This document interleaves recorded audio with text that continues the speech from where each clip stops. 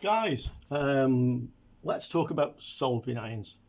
This is the first bit of a look around the workshop here, and soldering irons are one of the essentials. So what I want to do is show you what I have here, what I've used myself, and what my thoughts are on that. Really, soldering is two fields, if you like. You have soldering irons, you have desoldering irons. So it's three things. You have soldering irons, you have desoldering irons, and you have hot air. And depending on what you're working on and what you're repairing, you're going to find that you're going to be using all of these really at different times. But anyway, first of all, let's talk about soldering irons. That's the first thing. And they come in a whole variety of shapes and sizes, different tools, you could say, for different jobs. And to be quite honest, tools from different eras. You know, you'll find equipment that was made years ago, and you'll find modern equipment. And let's see, I mean, is the modern equipment any better than the old stuff? So I guess with soldering iron, the most basic type of soldering iron you could find is going to be this thing.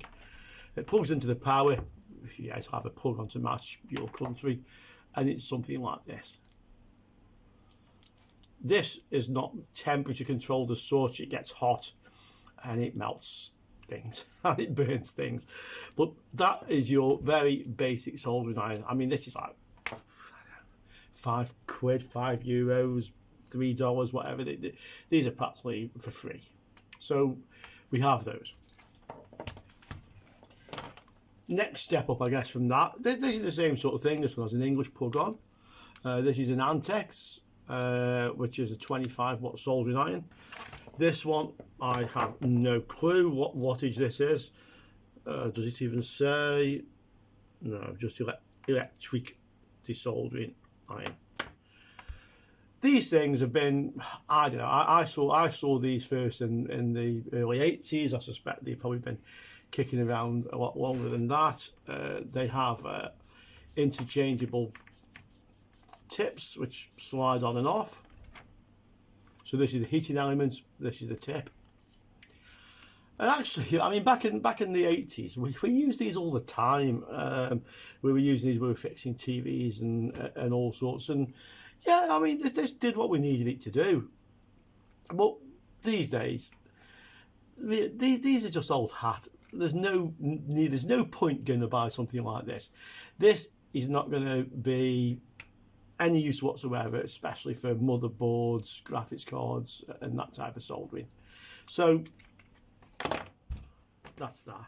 I mean, okay, this is better than nothing. Yeah, this is better than nothing. That's what I'll say for it. This is actually worse than nothing. All this is going to do is destroy things. Yeah. So that, if you've got one of those, is in the bin. This, if you've got one of these, you may as well follow that one, really. So that's your basic, your cheapest option of soldering irons. So then that brings us on to the next sort of level up, which is temperature control irons. Let me see if I can move this over here a little bit. This is a ZD16. This was it wasn't my original, because I've had a few of these and I broke a few of things. These came from a company called Maplings, that were a big retailer in the UK, no longer trading. And this is a 60 watt, I believe, soldering iron. And I've had various ones of these, and the ones have broke, and I've bought other ones. This one is on at least its third soldering iron. Good thing with these, you can actually buy replacement soldering irons quite easily. Maybe get a bit harder to find now, but you can find replacement soldering irons for these. And really, I used this since I got back into electronic repair in 2014, and this kept me quite happy until 18 months ago, when I got more into motherboard repair, and all of a sudden I found that this was no longer up to the job. This one has quite a chunky tip on that I was using. This one has a more fine tip. I always kept a spare iron for these because they tend to break. So unscrew the old one, screw the new one. the way this works, basically we have interchangeable tips. You can buy bags for these in different sizes, different, you know, small ones, big ones, sharp point, flat. And inside here, I don't think it's this, inside here, this is the heating element. So this is what gets hot. And this tip sits over the top of that. So that element gets hot and the heat comes into the tip. This is just to hold the whole thing in place. These are useful. I mean, these are useful tools. Don't get me wrong. It's not junk. It's not rubbish. These are useful tools. And depending on what type of repair you're doing, if you're not really getting into motherboard repair and such like, I'm sure you can get along fine using this. But would I buy one now? No. The reason I wouldn't buy one of these now is because you have better options. And the better option, basically, is this. This tiny little thing. This is a T12. Mine's this make, I don't know how you would pronounce this, is KSGER. This is a very common maker of these. There's the soldering iron. This is 75 watts, this is 60 watts. Now, you might think, okay, well, 15 watts more on 60, that's what, 25% more powerful? Which, yeah, it's fair enough, it's 25% more powerful. But the thing that really makes these good is the iron. These come with a variety of different handles that you can get. You'll see if you look, type in something like KSGER T12 handle or just T12 handle into eBay, into AliExpress, and you'll find loads of these. You'll actually find a handle that looks like this, that takes these tips and works with this.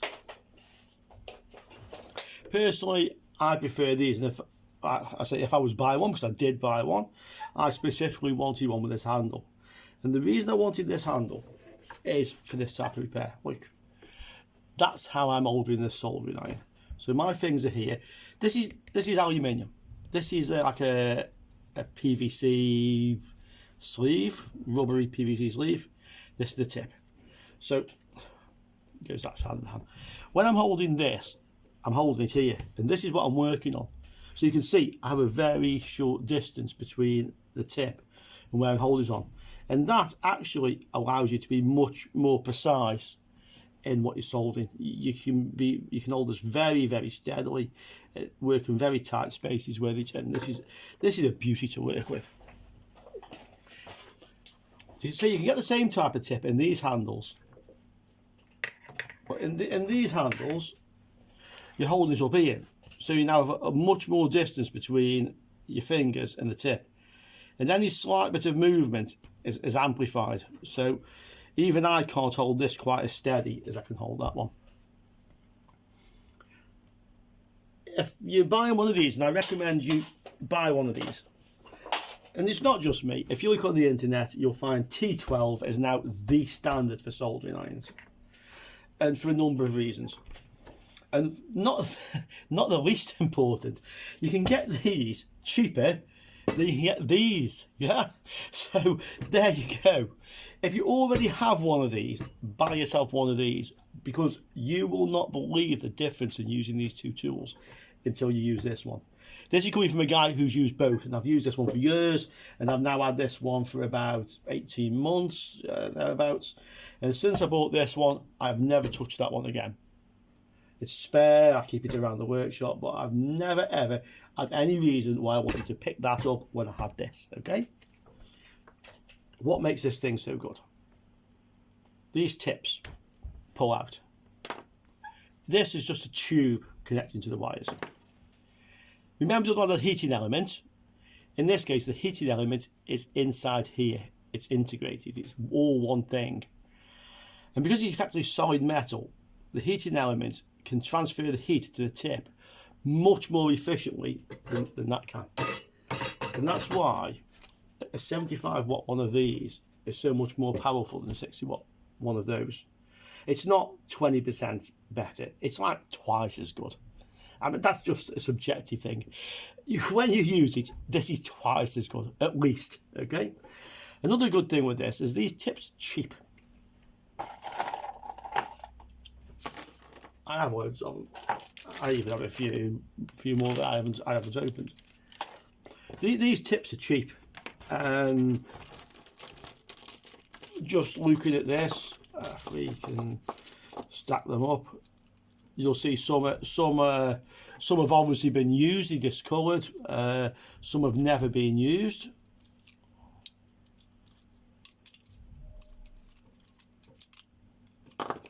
These ones I've never used. These ones have all been used at some point or other. These are about three or 4 euros, pounds, dollars each. They're not expensive. There's one or two which can be more expensive than these. I mean, this comes with all sorts of soldering attachments for square surface mount chips and all sorts of things. You just go and Google for T12 soldering iron tip, and I think you'd be surprised at just what's available for these. They all, I guess, have their specific usage, but I'll tell you which ones I use the most with this. Okay, I use the BC3. That's this big chunky thing here. Okay, and I use this because it has a very large end on here, a lot of surface area. I use this mainly for capacitors, through-hole capacitors, those sort of components. But I also use this for surface mount resistors and capacitors, because normally the surface mount capacitor is shorter than the length of this, and I can actually use this to heat up both sides of the capacitor or resistor at the same time and remove it with a pair of tweezers, or even just let it have a blob of solder on here against the components. It will just stick to the end of this. Off it comes. No fiddling around with tweezers, and you'll knock into something else and move something else. So that's the one I use the most, BC1, yeah? Sorry, BC3. The other one I use a lot is this one. This is a BC2. It's a smaller version of that. And finally, there's a BC1 here. This one. This one is the one. Again, it has like a flat chisel side to it. This is the one I use for square quad flat pack chips, things like this. Let me show you what I use this for. I use it when I'm soldering this type of chip. So actually, I also use this sometimes as well. I'll show you the technique of soldering these, but often I'm using this on this type of chip. So those three are the ones that I really use. There's lots of others. I know some people absolutely swear by these chisel-ended ones. You can see I've never actually used them, so they may be fantastic. I just haven't used them. And there's one more I want to show you there. This one. This is a BCM2. So they make a 3 in the one in this. I don't know if you can see in here. This has like a hollow little cavern, a recess in there, little hollow space. And thing with this, because of that hollow space, it holds a lot of solder on the end of the tip. These are used for a technique called flow soldering, which is something I will show you. I'll just go Google that. I mean, lots of people have done these sort of videos before. I'm not really telling you anything new here. But that is also a damn useful one. These cost a little bit more, maybe 10 euros, but well worth having. So that is the variety of tips we have. There's no tip in here now. Let's go back to my favourite of choice for most work, which is the BC3.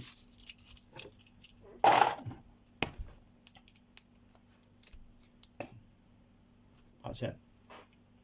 I will show you something else actually, just the performance of these two soldering irons. I'm going to switch them both on at the same time, and let's see what happens. This is at 25, this is at 29, yeah? Now watch. This one's already up at, and this hasn't moved yet. This is already made a bleep, this up at 320C already. You thought that one was dead, didn't you? No, it's not dead. It's just, by the time this had bleeped and started, this is now started to warm up. So the beauty of the T12, it just saves you time. Not only is it a fantastic tool to use, but it saves you time just waiting for your soldering iron to warm up, you know.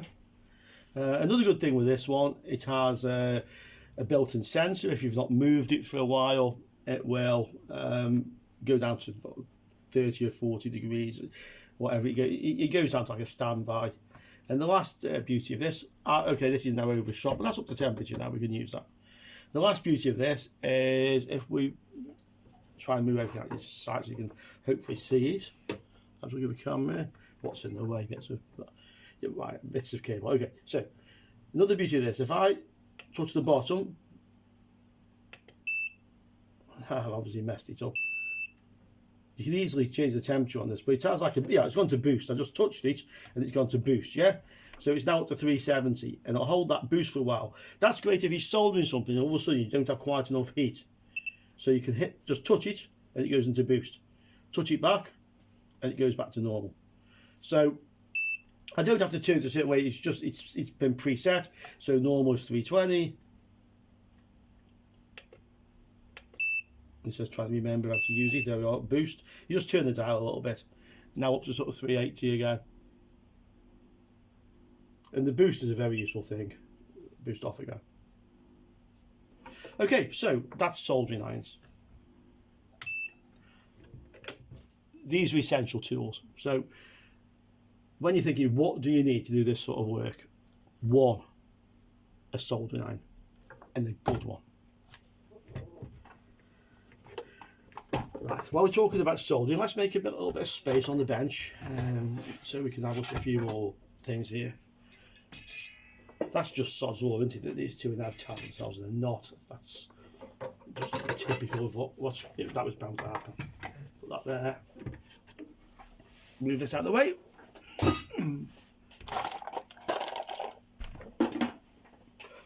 Move that out of the way. So, soldering iron. We've got a soldering iron. What else do we need? Solder. We've got to have solder. This is the one I normally use. And I use leaded solder, 60-40 lead tin solder. I don't use lead-free solder. It's horrible stuff to work with.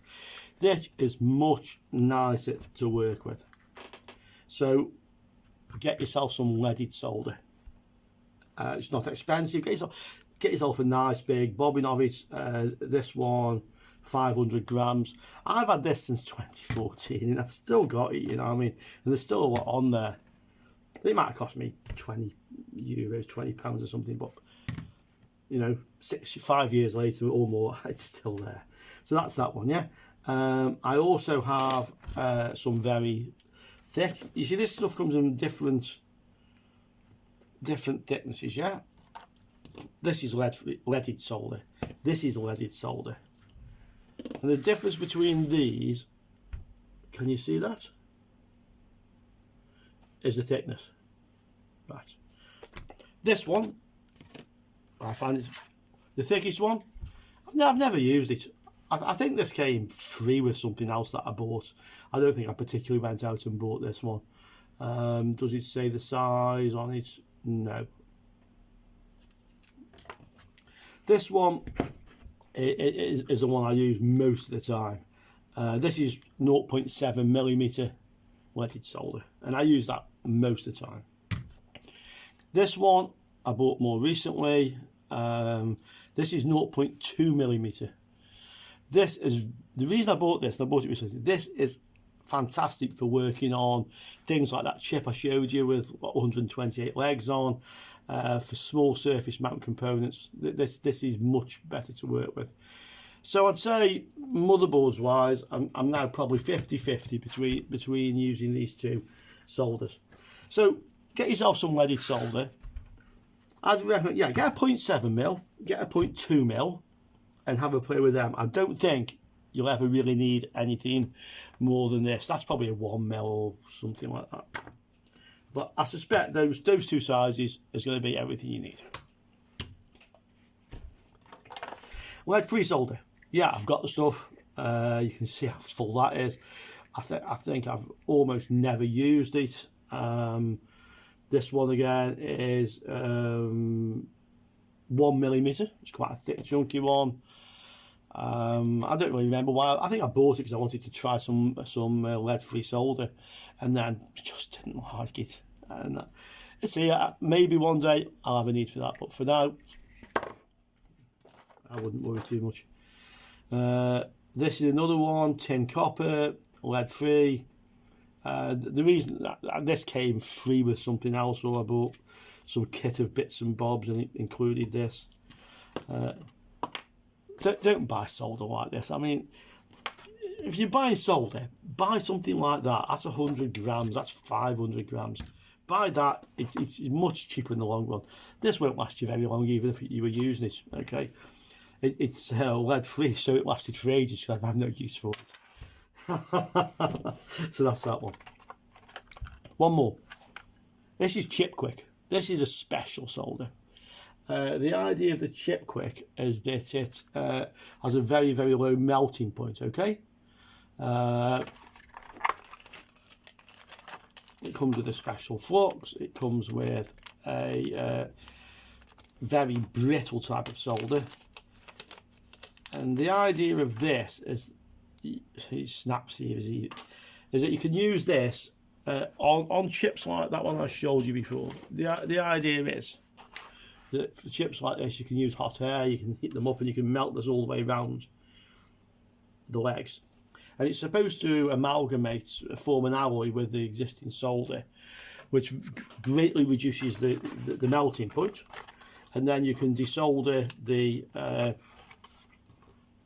chip with your hot air at a low temperature, so you're not melting solder on nearby devices, you're not damaging the board. I bought it because it looked great, and I'm not going to particularly say anything against it. I've tried it, it's expensive, you use quite a lot just to unsolder one chip, and to be quite honest, I've found better ways of doing it. I've got it, one day this may be useful, but personally I wouldn't rush out and buy that. So that's solder. So with solder now, the next thing we need is flux. Solder, yes, it has flux inside the metal. Like there's like effectively like a stick of rock. Yeah. For those of you who know what rock is, English, you go to the seaside and you buy it, sweet like a candy, and it has like writing that runs all the way through it, or a fancy pattern like a flower or whatever running through it. And this is like that stick of rock. So inside here, a cores of flux, resin flux. But I often find that isn't enough. So I have, over my time, bought various fluxes because I like the look of them mainly. And there we have a whole range of flux. So what do I think of the flux? This is the original one.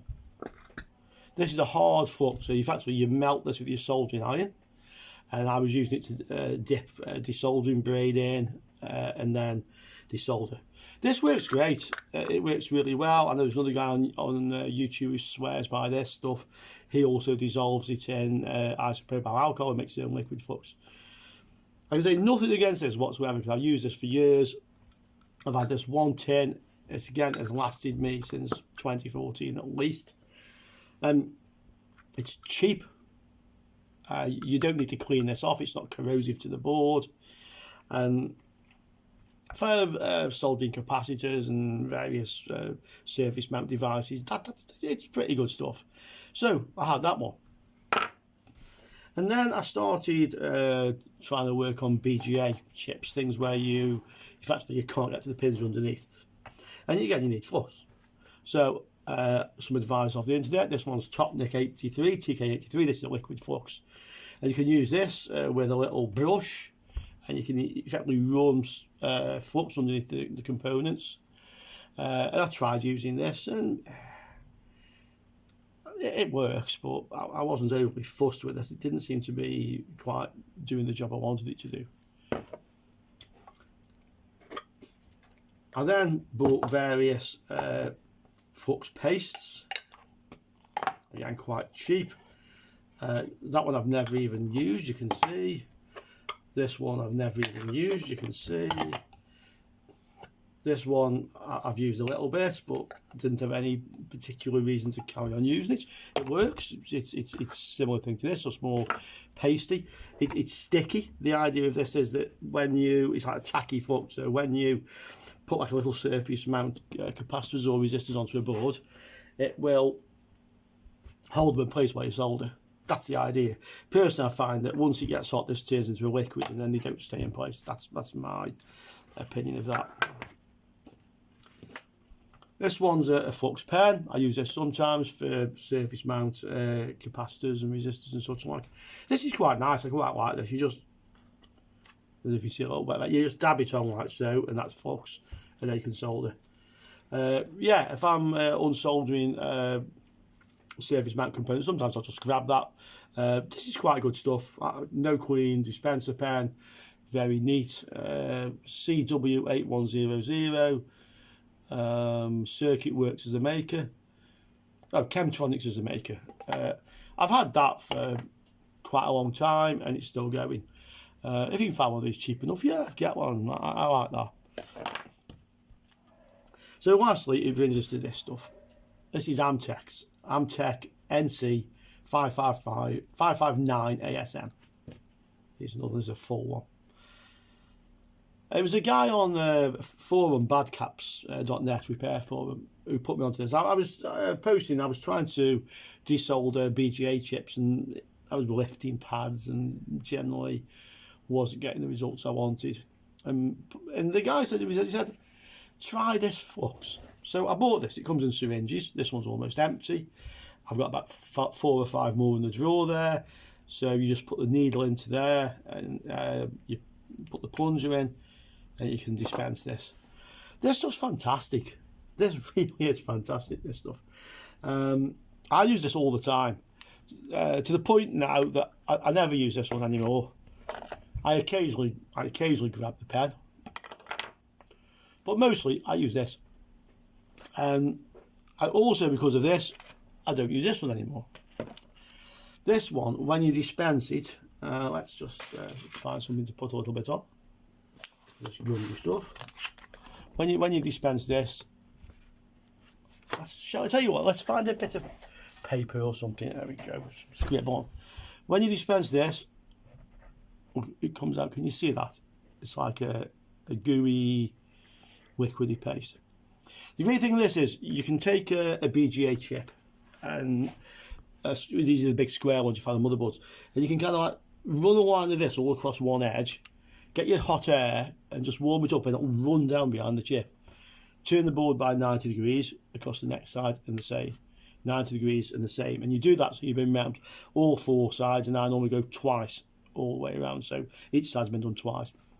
That flux, when you warm it, goes very liquidy and it runs down behind the BGA. It's a very powerful flux, I find, and it's very clean. It doesn't leave much of a mess. It is sticky. And my fingers are sticky now. So if you're going to buy one flux, buy that one. That's my recommendation. NC 559 ASM by Amtech. So there we have flux. Similar to flux, you can get this stuff. This is solder paste. This is like a gooey paste that is basically a mixture of flux and solder. You get it in leaded, you get it in lead free. This one's made by Mechanic, XG50. I can't remember if it's leaded or lead free now. I'm sure I could go and look that up. But basically, this is meant normally for fixing surface mount components, where you put a little bit of paste either end of the component. You stick the resistor or capacitor, but if that's what it is, into the paste. And you heat it up and the paste holds it in place. You can also use this with stencils, so you get a stencil which you lay on the board for the outline of a certain chip, and use like a plastic, that sort of thing where you put like filler into a wall, a little plastic scraper, and you scrape it over the stencil, and the flux goes through all the holes. You then peel it off, put your chip on where the paste is, and you heat it up with the hot air. It's a great idea, you know, and I suspect this probably works really, really well. But, you know, I kind of bought it and thought, yeah, let's have a go with that. and it's still sitting in the jar. So this is the same sort of thing. This is leaded or lead free. This one's this is leaded. Same sort of thing, a little syringe for the paste. I'll tell you what, one day since I'm doing these videos, I'll actually try this stuff. You'll see somebody for the first time who's never tried it before to use it and see if it works. What are these ones? Real life solder paste. And so I'm one of these people that I like find stuff online. I have to buy it in a lot of cases. Yep, this one is lead free. This is solder paste again. Still in its bag. Never used it. So the fact I've never used these things suggests to me you don't really need them. But having said that, I might be missing out on something that's really useful. So one day let's have a play with them and see if they actually are any good. The last thing then with soldering, and this has changed the topic slightly. We've talked about soldering. Let's talk about desoldering. So there are two main ways that I know of, three main ways to desolder components. One of them is destructive to the component, which basically is to cut all the legs off with these and remove the legs individually from the board. That's a very good way for through-hole ICs with lots of legs. If the part's faulty and you don't need to retain the part, cut the legs off and pull the pins out. You're not going to damage anything, you know, and it only takes a few minutes, and it's a very good way of doing it. If you want to keep the component, obviously that's not going to work. So the other two ways is, one, use desolder braid. I'll do some videos, we can have a play with this. This is desoldering braid. In fact, there's a bit I've used. So you use this to suck the solder off the board. When I first tried desoldering braid years and years ago, I thought it was rubbish. It just didn't work, not like you'd expect it to.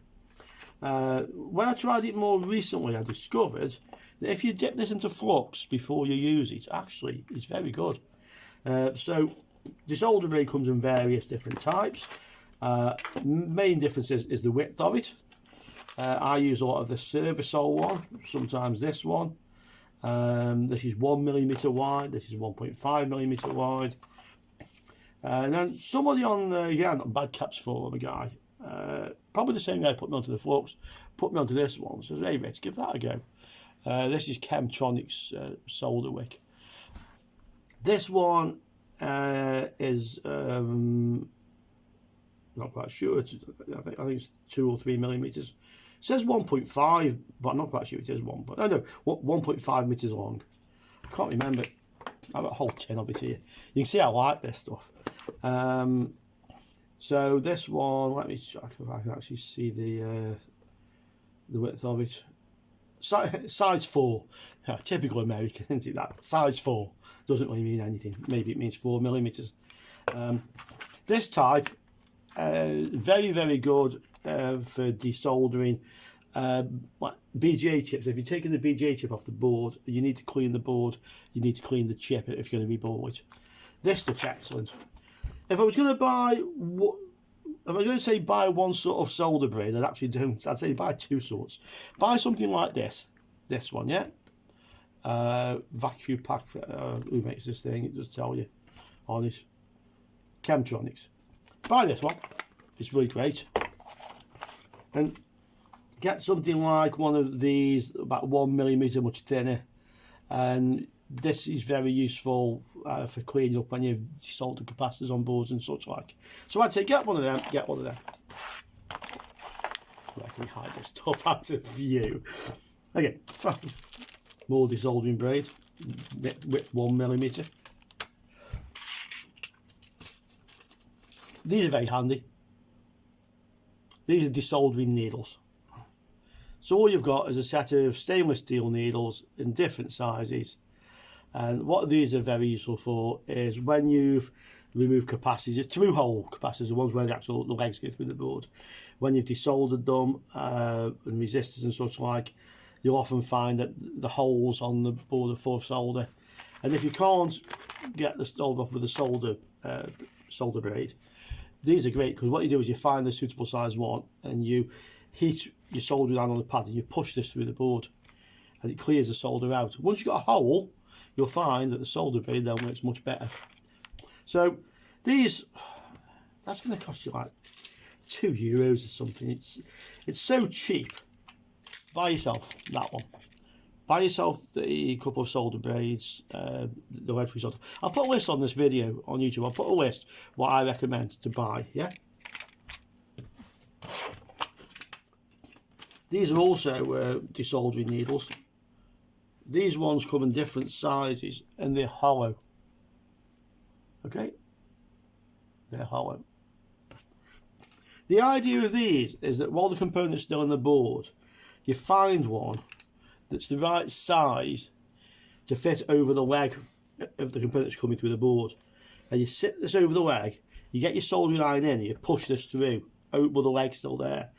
And by doing so, it's stainless steel, the solder won't stick to this. And it's supposed to, when you pull it out, to leave like a ring, a hole, a gap around that leg, so the component just comes out now. That sounded great. I thought, oh, Rich, you've got to have some of that. So I bought some of these, and I only tried them once, and to be quite honest, these are miles better. So, personally, I'd say don't bother with that. Yeah, that one. It's cheaper. I'm guessing you've probably seen these things before. This is a desoldering pump. So inside these little plunger, you press the button and you put this over the solder joint, bam, it sucks the solder off. These things are bloody awful. They're horrible. You'll find that this thing is absolutely useless at sucking the solder off the board, but the recoil when you hit that, it's fantastic for knocking the pads off. So this is a superb board damager. Okay, in the bin. I'll say no more, just in the bin. I don't even want to talk about that thing anymore. So how is the best way to desolder through hole components? Yep, needles, braid, but there is a better way. The differences with the better way is it costs money. So whereas you're talking a few euros, this baby here, this is a electric desoldering tool. Okay, there's a vacuum pump in here. This effectively uses the old technology like that old soldering iron, so it takes some time to warm up. As you can see, it's still warming. But the beauty of this is that the electric pump will suck the solder once it's melting off the board. So all you need to do is hold this to the board, press the button, and the solder's up into there. This thing is fantastic. Depending on, there's a few different models, or they seem to be basically the same in a different case. I know Pros Kit make one. I'm not sure what make this one is. I know that the ZD, what there was one, ZD916 soldering iron I have, the Maplin one. There was a ZD915 or 917. That's the version of this. So it's going to cost you somewhere between about 60 and 90 euros, pounds, dollars, a bit more than dollars. Dollars are worth less. It's 90 watt. Sometimes I'll say they're 115, but if you look at it, it's 90. And that is a great tool. If you're serious about this, once you've reworked a few motherboards and got the capacitors off, and you've used the solder braid and you've used the needles, and you found that it took you like an hour to change the capacitor on that board, then you get one of these and find you can do the same job in 15 minutes, 10 minutes. Yeah. If you can afford it, buy it. So that's talk about soldering irons. So yeah, we can have a little bit more time on this video. Let's have a quick talk about hot air. Hot air stations. let's see. This is my original hot air station, again, but it's 2014. So it's 7 years old. It still works fine. These 858D, this is WEP, but they come under a whole load of different manufacturers' names, do the same thing. These are cheap. I paid £20 or something for it, but they work. But for soldering iron is on. Don't put your hand over that when you're holding it, by the way. That's where the air's coming in. Hold it here. That's hot. And they're very simple. Temperature up and down, airflow up and down. It automatically switches off. And they're cheap. And you'll find people online tell you that it's a toy. It's junk. It isn't. These will do, if you're beginning at this, if you're new to this, these will do probably 90% of what you want to do, even with motherboards. Yeah, they're not powerful enough for big things, BGA chips and such like, but for most surface mount work, that's fine, you know, it's good. I had this for like, well, I've had it 7 years. Until about 18 months ago, this is what I was using when I first started working on motherboards. This is what I was using. I'll show you in a minute how to make that a little bit better, by the way. So that's what I used. And then I bought myself one of these things. Let me just move the microscope. See if we can get in here. Yeah, this. Quick 861DW.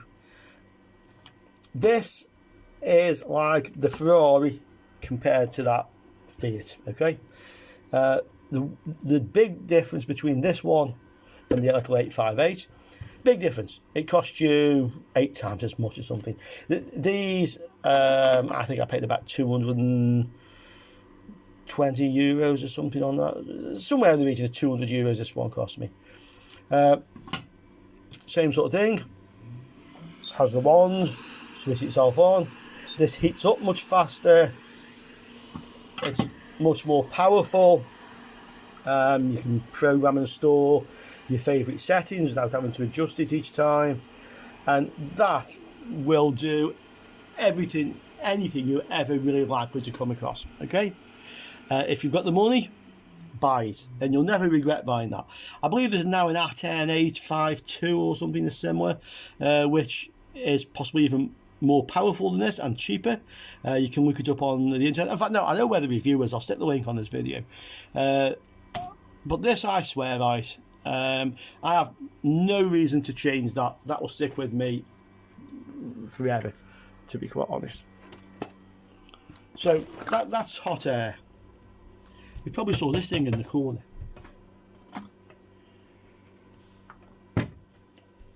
This is something you don't see so often, okay? What this is a hot air preheater. So power on comes the fan. Power on, and then with here we can adjust the temperature. And the air is coming up here, okay? It's blowing up from underneath. Heat off, it's now cooling. These Carder 853B, okay? 853B. This is about 35 euros or something. It's not expensive. And I'll tell you now, this plus this together will do pretty much anything that Quick 86W will do. But this two together is going to cost you 70 euros, something like that. This is 200. And this will basically do what that does. Yeah, that's more convenient, it's quick, it's nice. It has a few other advantages. This one, when I was using this, I quite often found I was blowing components, little components off the board. This one, I've never blown the components off the board. Maybe it's just myself getting better with my technique, or maybe it is just better. But this is a fantastic little bit of kit. I would say, if you see one of these, buy it. It's so useful. Not only is it useful to use with one of these, it's fantastic when used with this. You put the board on there, stick a little thermocouple on, alter the temperature, and get it up to about 120 degrees, something like 120, 150. And when you've done that, you hold your board on there, stick this on the component you want to desolder, 5 seconds, and those two together will suck the solder off anything. I've never ever failed to clean out holes on the board with that and that together, especially for very small components. HDMI connectors with 3 pins can be very difficult. You've got 15 tiny little holes. I use hot air to desolder them, and then board on there, warm it up 150, that, and I can clean all the solder out of those holes without causing any damage. So that's we can see that, can't we? There we go. So that's my desoldering equipment. And so I will put the links on. What would I recommend? If you're on a budget, buy that T12 soldering iron. Get at least a BC1 and a BC3 tip. Okay, that's going to cost you, let's say €40. Get yourself those. They're so cheap, it's not even worth adding them onto the bill. €41. Get yourself a bit of this. A bit of this. That's gonna cost you, let's say €6 for the two. So we're up to 47. What else do we need? Solder. Get yourself a you know, if you're really on a budget, get that one. Get the thin one, the 0.2mm, because that will basically do anything that this can do. This cannot do anything that can do. If you're on a budget, get that one. I'm not sure what I paid for it. Oh, let's say €5-6. I mean, I could be wrong.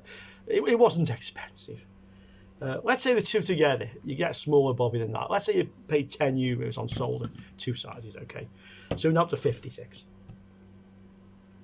Get yourself.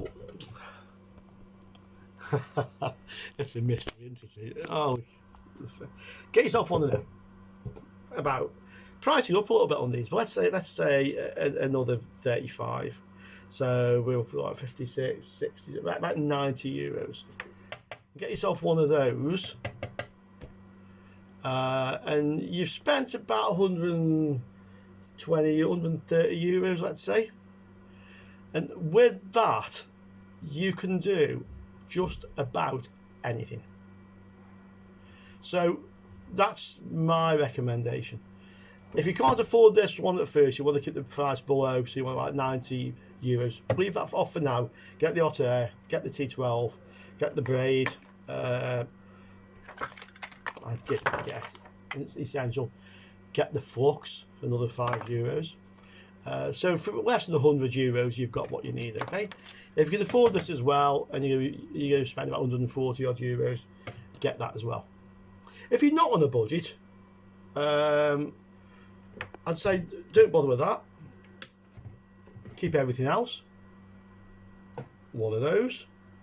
So where we were about 90, this is about 180, and the you're going to be spending somewhere in the region between that and the quick 861 towards €400.